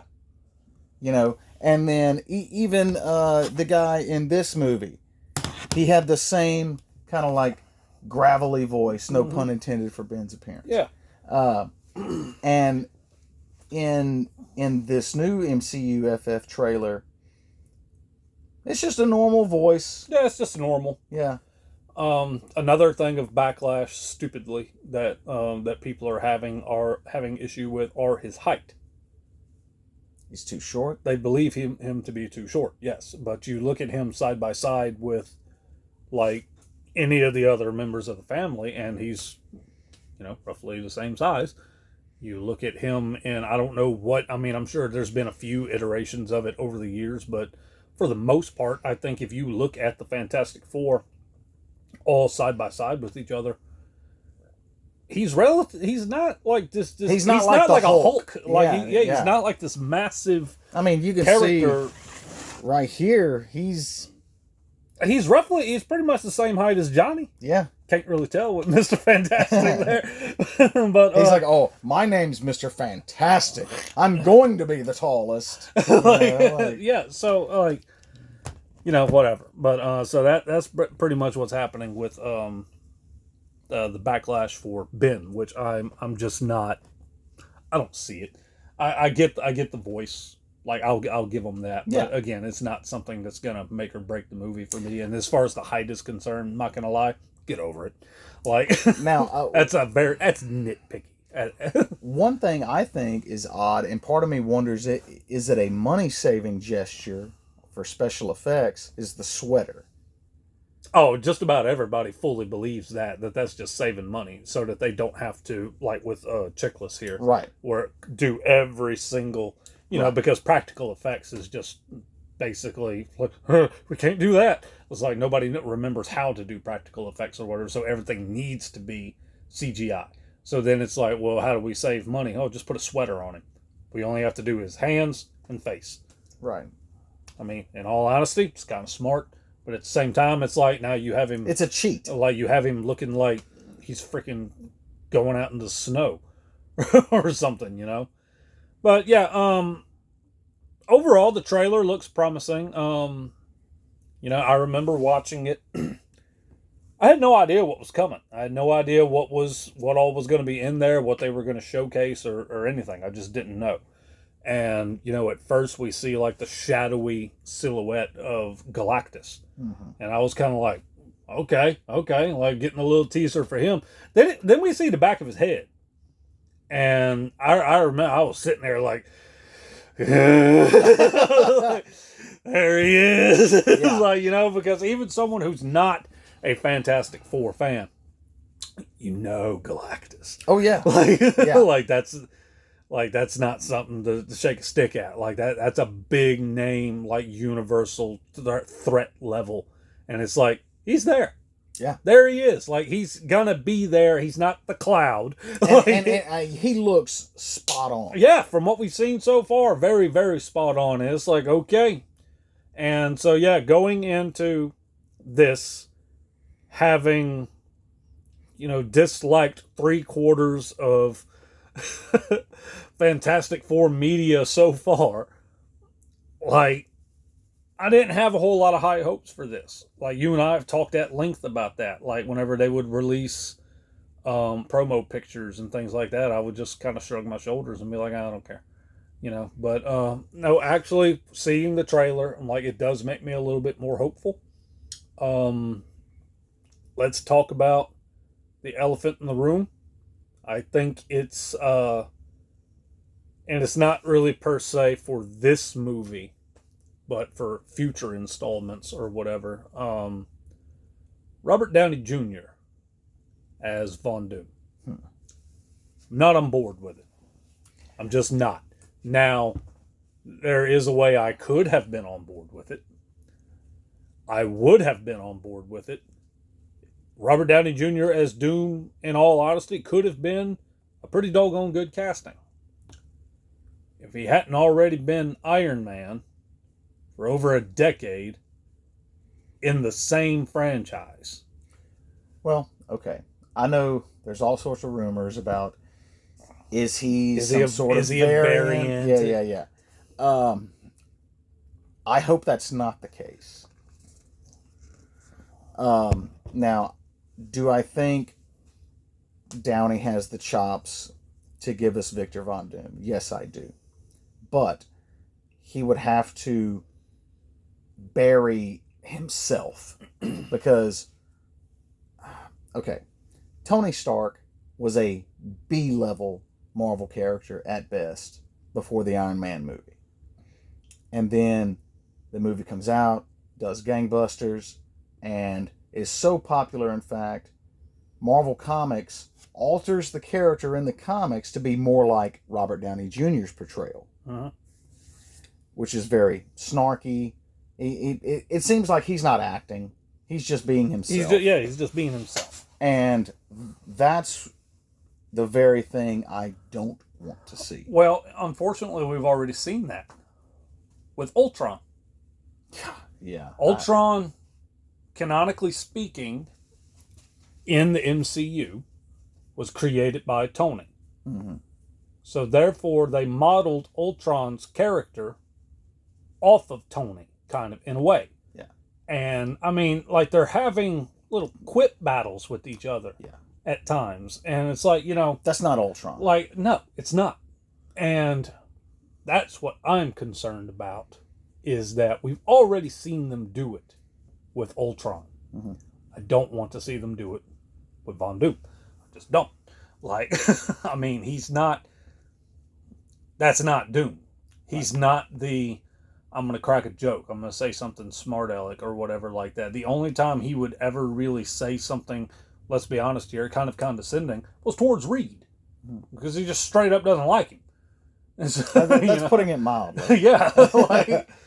But yeah, it's just like I can already visualize Robert Downey Jr.'s take on Doom just being this very smart mouth. Everything that comes out of his mouth is a freaking joke or some kind of little snide comment or something like that. And it's one of them deals to where it's like, I feel like I'm going to be watching this movie and the entire time Doom is going to be on screen. I'm just going to be like kind of shaking my head. Like, yeah. Now, one thing I will say, if you've seen the trailer, you know that it has, they're really digging into the nostalgia factor for this movie. And while that is, leaning into the roots of the Fantastic Four, to me, it may create more problems than solve because, okay, Doom is supposed to be the big bad of Doomsday and Secret Wars, but we haven't even seen him yet. Yeah. Now, even if he does appear uncredited in this movie, that's still very limited exposure whenever he's supposed to be the big bad. Another certain actor was uncredited in the first Avengers. Well, in 7. Yeah. Like, so, I mean, yeah. Just because he's uncredited doesn't mean we're not going to see him. Right. But then, okay. Because of the whole nostalgia, it looks like the 1960s. When I say it creates more problems than it solves, like, is Doom native to the main MCU timeline? Or is he from their timeline? And then, what's the beef? How did it start? Like, we have so many unanswered questions. Disney should have just give us a Doom miniseries. That's what we needed. I'm not going to lie to you. I was just fixing to say, prior to you mentioning that, I would have been more okay with a Fantastic Four miniseries. Or that. Like a 8 episode miniseries on Disney Plus or something like that, because the concerns that I have for the Fantastic Four is that this isn't an origin film.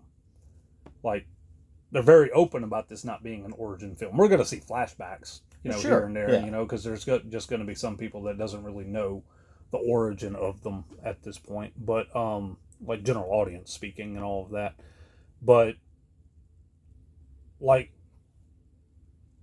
the Fantastic Four, let's compare it directly to James Gunn's Superman.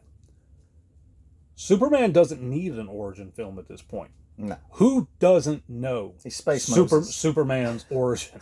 Like, who doesn't know that he came from the planet Krypton, the last of his kind, landed on Earth? Like, you might not know little details, that he gets his power from the sun, right, or something, but like, that that's his origin. We don't need another movie of that. We don't need another origin for Batman. No, like, God, we don't need another origin for Spider-Man. No. Like, we just don't need them. Fantastic Four, for general audiences, is not near as well known. Agreed. There's not near the amount of people that's going to be like, oh yeah, they're the four that went up in space and encountered something. It varies from, right, take to take. Encountered something, and they were given powers, and they come back, and then, they're going to do whatever it is that they're going to do. So to just simply start the film, like, they're already the Fantastic Four, they're already doing their thing, and we're going to just give you some flashbacks. We're going to throw Galactus in there.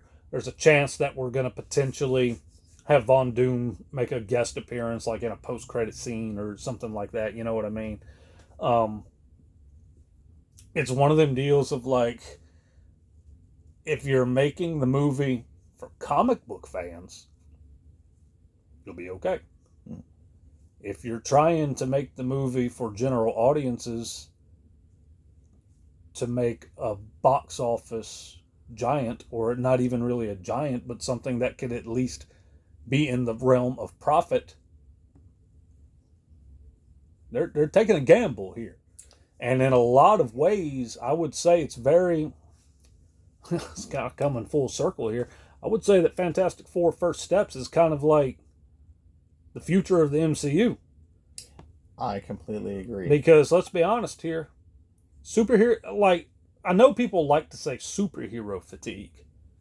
I think it's just Marvel fatigue. I agree. There's still a lot of hype behind certain superhero films.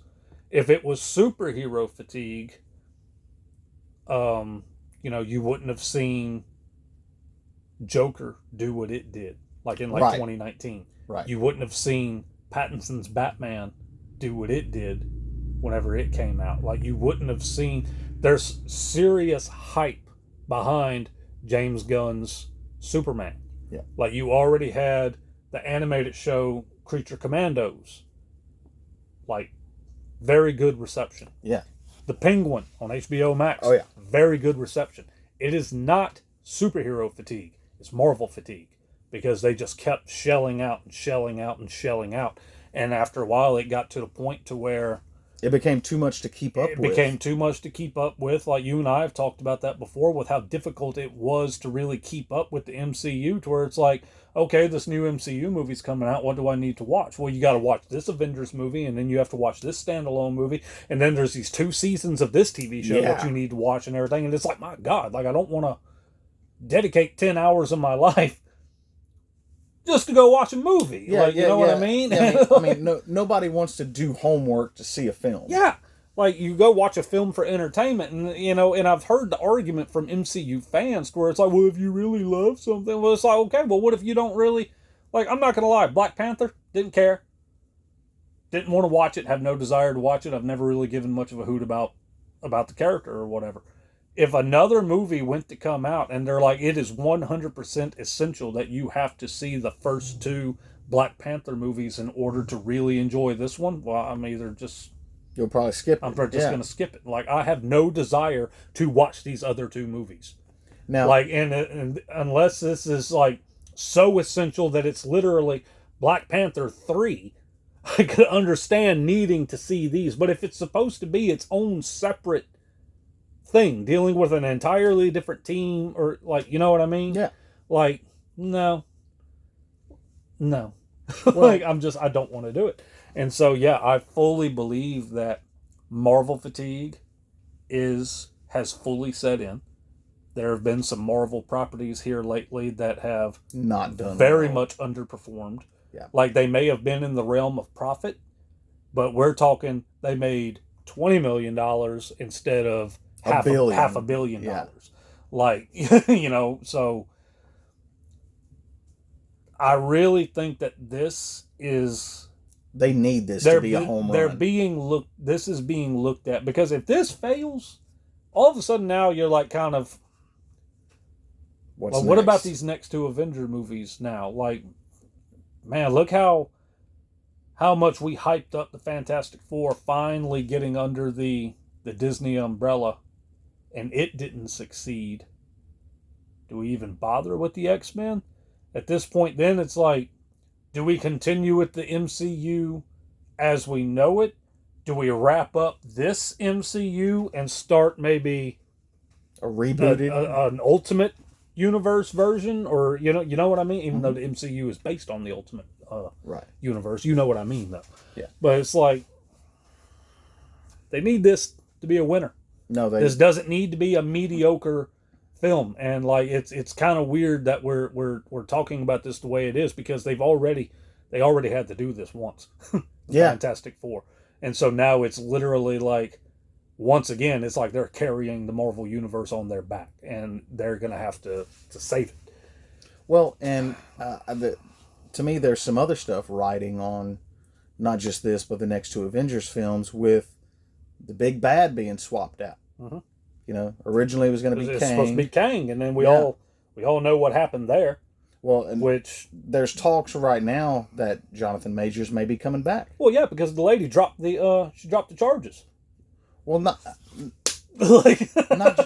just that, but it's like, okay, if Marvel brought back James Gunn after he did what he did and said what he said, and he did and said some things, then you would think some unproven accusations, you know what I mean? I know what you mean.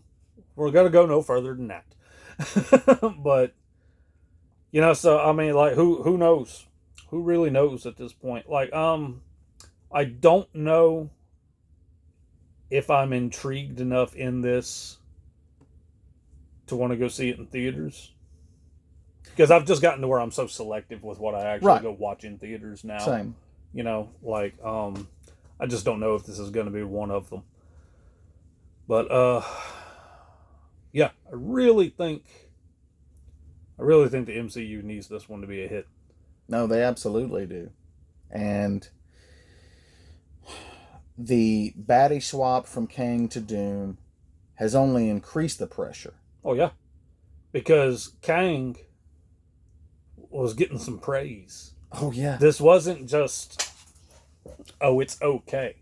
Like, no, like he was being set up as like, this is the next Thanos.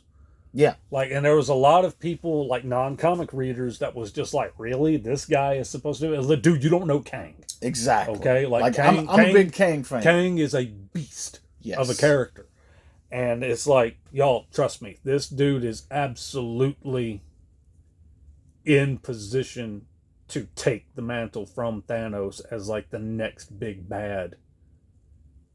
To stretch this out for like another decade, to lead up to the battle with Kang, and then all of that came crashing down.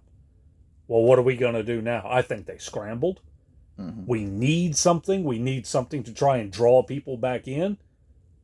Who is an extremely popular thing about the MCU? Yeah. Robert Downey Jr. Well, we don't want to just bring him back as Iron Man. So what do? Bring him in as Doom.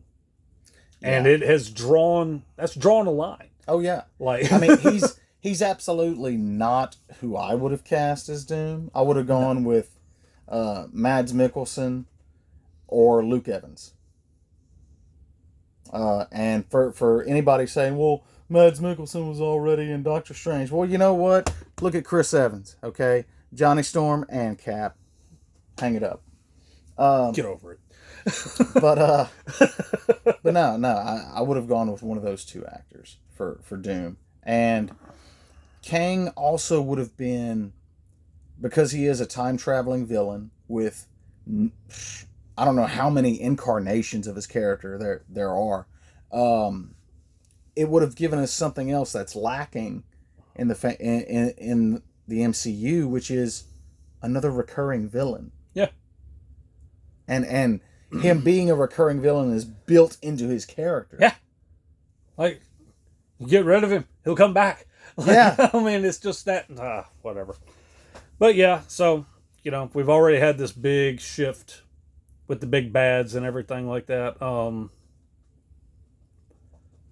I'm not gonna lie, like part of me is kind of wishes that they would have held off on Galactus, because Galactus, I think, is much more of a, I don't know. To me, I'm kind of like, if you use something on the level of Galactus, is just kind of like okay, here he is. He's going to be in this Fantastic Four. Like, what's he there for? How are they going to push him back if they're able to stop something as big as Galactus? Well, and just a regular entry of the MCU.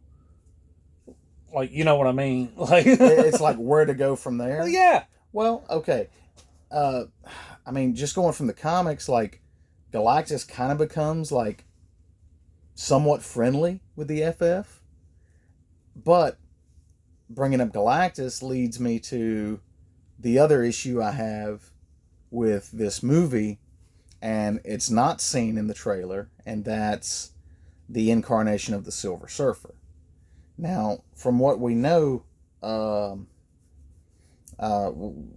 what's her name? Something Garner from Ozark or whatever. I have no idea. She's playing a gender swapped Silver Surfer. Now, from all reports, she's relegated to the pseudo 60s nostalgic timeline.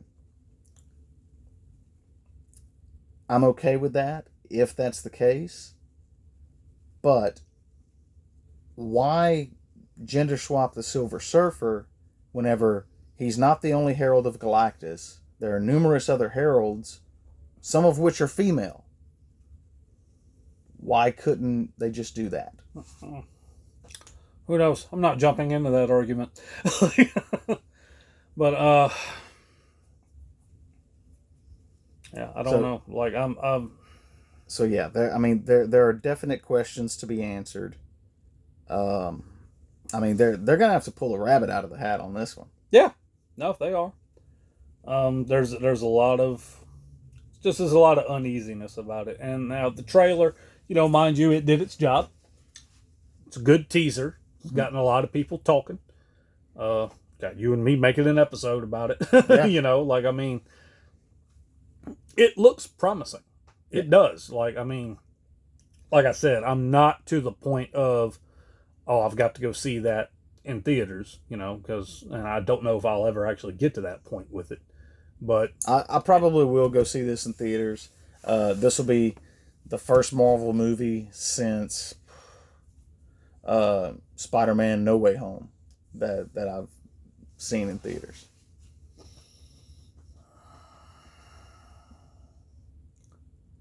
I think the last Marvel movie I saw in theaters was Infinity War. Wow, you didn't even see Endgame in theaters? Wow. Okay. I don't care about Endgame. Okay. Infinity War was better in my opinion. I mean, to me, Endgame has the greatest moment in the MCU, but that's just me. Which moment? Cap with Mjolnir. Okay. Well, man, I didn't know like if you was gonna say that. I mean, which part specifically when he picks it up for the first time when he's dueling Thanos, the part when the entire army is coming at him and like only Captain America can bring it on. Like, you know what I mean? Yeah. I mean, just On that your whole left, sequence. all of them Yeah, coming yeah. coming in. We getting to hear a symbol for the first time. Yeah. Like, Yeah. yeah, okay, like that. Yeah, that part all around is better. Don't get me wrong, but I think overall, Infinity War was better than Endgame. That's just my opinion. I'm I'm I'm not gonna go into my gripes with Infinity War. I mean, I've got gripes with both of them. Like, Same. I mean, like in we're not going to delve too deep into this, but I mean, in one regard, to whereas I think the whole thing with like Cap, from the moment he picks up Mjolnir, to which everyone knew the moment we see just the hammer pick up, because it's like, oh, where's Thor? He's over there. We already know the MFer was able to pick the thing up because it moved a little bit. You know, you're not almost worthy. Like, Right. you know, like we know. And so, like, we knew from that moment up until he catches the hammer, a symbol, they charge and everything. Yeah, one of the greatest moments, not just in MCU, I would argue one of the greatest moments in comic book movies in general. Oh yeah. Like, just seeing Yeah. that. But, not too long after that, followed up by in my opinion, one of the dumbest things I've ever seen. And I don't care. Take it however you want to take it. I think I know what you're talking Every about. freaking female Yes. at the same time was in this one little cluster. And they strike a pose. Let's do it. It was a cringe moment. It was just like whenever it happens, you're just like, you're that desperate to try and make something like that happen? Like, you know what I mean? Okay. The part about that got me wasn't just the, we're going to freeze in our character poses like Street Fighter. Was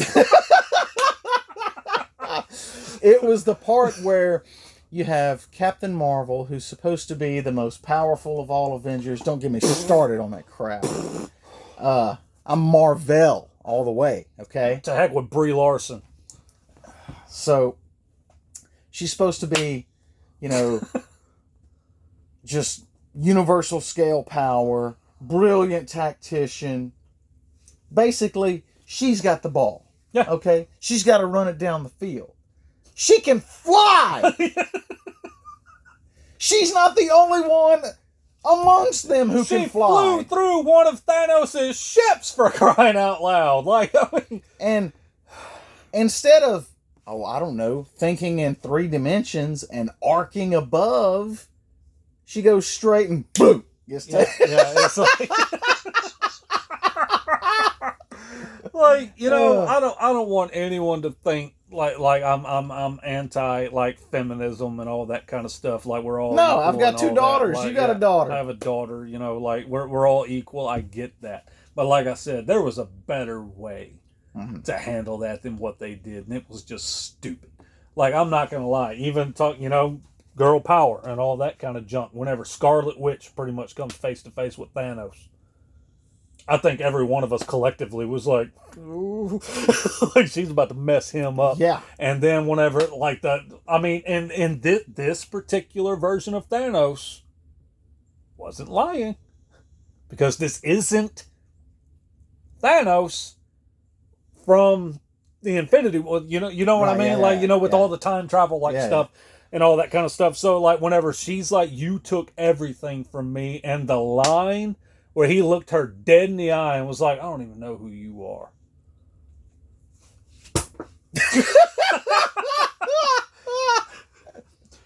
Well, the nerve of you, but it's like, he's not lying. No. He doesn't know who she is. Where he jumped into that from like his timeline. To me, that reminds, and it's funny that you mentioned Street Fighter. Because that reminds me of that line to where it's like, for you, whenever Bison like came into your life, it was the greatest moment of your lifetime. For me, it was Tuesday. Mm-hmm. It's like, and that's what Thanos is thinking in that moment. Like, I don't know who you are. Like, but yeah, we're not here to talk about Endgame and Infinity War and all that kind of stuff. But anywho, like, yeah, it's got some big shoes to fill, and it's got one heck of a job ahead of it. Yeah. To bring, I think there's a reason they had the subtitle of this being First Steps, because this is very much intended to be like the first steps into like the new direction, right, for the MCU and all that kind of stuff, because we're going to get these guys, we're actually going to get like the MCU take on like the X-Men and all of that kind of stuff to potentially lead into Doomed and what Secret War is going to be like and all that kind of stuff. Like, well, I mean, supposedly we're not getting X-Men until like 2027. Okay. But the Russo brothers are heading that up. Okay. We'll see how that goes. Yeah. Got a moth flying around back here. Yeah. Now, there is another trailer that was only shown at conventions. It hasn't been released on like television, but you can find pirated versions of it. There are, like, we see more of Galactus in that, and there are some other little sequences in it that we don't see in the trailer that was released. Yeah. So if you can find that, check it out. Yeah. So yeah, I'm not gonna lie, I don't really have a whole lot more to well, I mean, to throw out there about it. I think we've pretty much we've shared our gripes and our problems and and all that kind of stuff with this franchise overall. Talked a good deal about the comics, what we hope to see about with the movie and potentially moving forward. And yeah, I mean, yeah. I love the Fantastic Four. I don't, obviously, but hopefully we can change that in the future. I mean, we'll see what happens. Like, I'm not like, I'm cautiously optimistic for the movie. Yeah. I mean, we'll see what happens and all that. I don't really know any other way to put it than that. I mean, I'm hopeful for it. It looks decent.